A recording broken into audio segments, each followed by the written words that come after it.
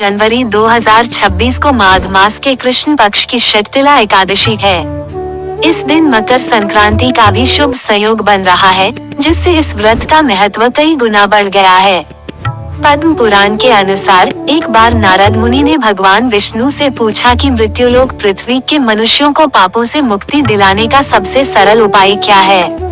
तब भगवान विष्णु ने उन्हें शक्तिला एकादशी के महत्व के बारे में विस्तार से बताया था।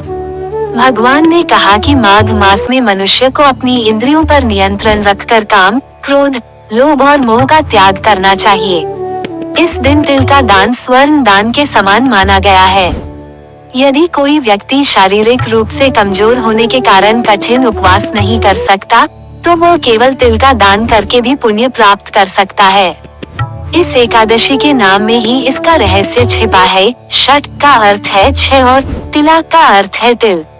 इस दिन तिल का 6 प्रकार से उपयोग करना अत्यंत फलदायी और पापों का नाश करने वाला माना गया है। तिल से स्नान, तिल का उपटन लगाना, तिल का हवन, तिल से तर्पण पितरों के लिए, तिल का भोजन, तिल का दान। धार्मिक मान्यता है कि जो व्यक्ति इस दिन तिल का दान करता है, उसे उतने ही वर्षों तक स्वर्ग में स्थान मिलता है जितने तिल उसने दान किए होते हैं। यह व्रत दरिद्रता को दूर करने और सुख समृद्धि प्रदान करने वाला है। शक्तिला एकादशी व्रत कथा। पौराणिक कथा के अनुसार प्राचीन काल में एक ब्राह्मणी रहती थी जो बहुत ही व्रत उपवास करती थी और भगवान विष्णु की अनन्य भक्त थी। उसने कठिन तपस्या करके अपने शरीर को शुद्ध कर लिया था, लेकिन उसने कभी भी अन्न का दान नहीं किया था। भगवान की परीक्षा। भगवान विष्णु ने उसकी भक्ति से प्रसन्न होकर उसे स्वर्ग में स्थान देने का निर्णय लिया, लेकिन दान की कमी के कारण वे उसकी परीक्षा लेने आए। भगवान ने एक भिखारी का रूप धारण किया और ब्राह्मणी से भिक्षा मांगी। ब्राह्मणी ने भिक्षा के रूप में भिखारी भगवान के पात्र में मिट्टी का एक पिंड ढेला डाल दिया। वह ब्राह्मणी अत्यंत नियमनिष्ठ थी। उसने कई वर्षों तक चंद्रायन व्रत जैसे कठिन उपवास किए थे। उसका शरीर दुर्बल हो गया था, लेकिन उसकी बुद्धि शुद्ध नहीं हुई थी क्योंकि वो केवल अपनी मुक्ति के बारे में सोचती थी। वो भगवान की पूजा तो करती थी, लेकिन किसी भूखे को देखकर उसका मन नहीं पसीजता था। जब भगवान विष्णु ने देखा कि इसके पुण्य बहुत है लेकिन दान का शून्य है, तो वे स्वयं धरती पर आए। उन्होंने फटे पुराने वस्त्र पहने और हाथ में एक भिक्षा पात्र लेकर ब्राह्मणी के द्वार पर नारायण हरि का उद्घोष किया। ब्राह्मणी क्रोधित होकर बाहर आई और बोली, अरे भिखारी, तू बार बार यहाँ क्यों आता है? भगवान ने मुस्कुराकर कहा, माई, कुछ भोजन दे दो। ब्राह्मणी ने तब गुस्से में पास पड़ी मिट्टी उठाई और भगवान के पात्र में डाल दी। भगवान ने उसे ही प्रसाद मानकर स्वीकार किया और अंतर ध्यान हो गए।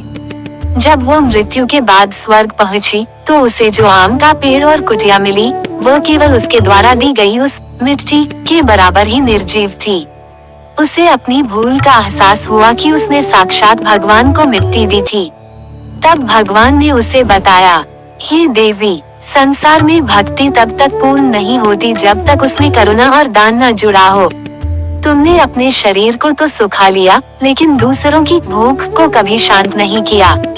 भगवान ने कहा, तुमने कठिन तप तो किया, लेकिन कभी अन्न का दान नहीं किया और मुझे भी भिक्षा में मिट्टी दी, इसलिए तुम्हारा घर खाली है। भगवान ने उसे उपाय बताते हुए कहा कि जब देव स्त्रियां तुमसे मिलने आएं, तब तुम उनसे शक्तिला एकादशी व्रत का विधान पूछना और उसका पालन करना।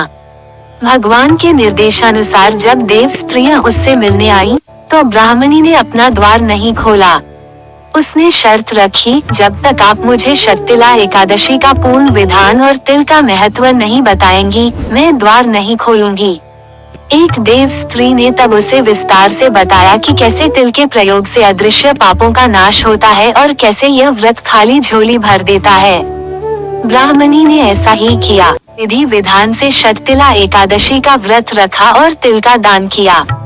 इस व्रत के प्रभाव से उसका महल धन धान्य और समस्त सुख सुविधाओं से भर गया। तभी से इस व्रत की परंपरा चली आ रही है। शक्तिला एकादशी के दिन इन 6 क्रियाओं को करने से शारीरिक और मानसिक शुद्धि होती है। तिल स्नान। पानी में गंगाजल और तिल मिलाकर स्नान करने से शरीर के नकारात्मक तत्व दूर होते हैं। तिल उबटन, शरीर पर तिल का लेप लगाने से कांति बढ़ती है और चर्म रोगों से मुक्ति मिलती है। तिल होम हवन ओम नमो भगवते वासुदेवाय मंत्र के साथ काले तिल की आहुति देने से दुर्भाग्य दूर होता है। तिल तर्पण, पितरों को तिल मिला जल अर्पित करने से वे तृप्त होते हैं और आशीर्वाद देते हैं। तिल भोजन, इस दिन अन्न वर्जित होता है, इसलिए फलाहार में तिल का सेवन किया जाता है। तिल दान, काले तिल का दान करने से राहु केतु और शनि के दोष शांत होते हैं। एकादशी तिथि प्रारंभ 13 जनवरी 2026 दोपहर 3:17 से। एकादशी तिथि समाप्त 14 जनवरी 2026 शाम 5:52 तक। व्रत पारण का समय 15 जनवरी 2026 सुबह 7:15 से 9:21 के बीच। 14 जनवरी 2026 को मकर संक्रांति भी है। संक्रांति पर सूर्य देव की पूजा और एकादशी पर भगवान विष्णु की पूजा का संगम है।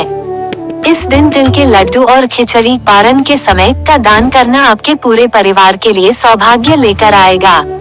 जय श्री हरि।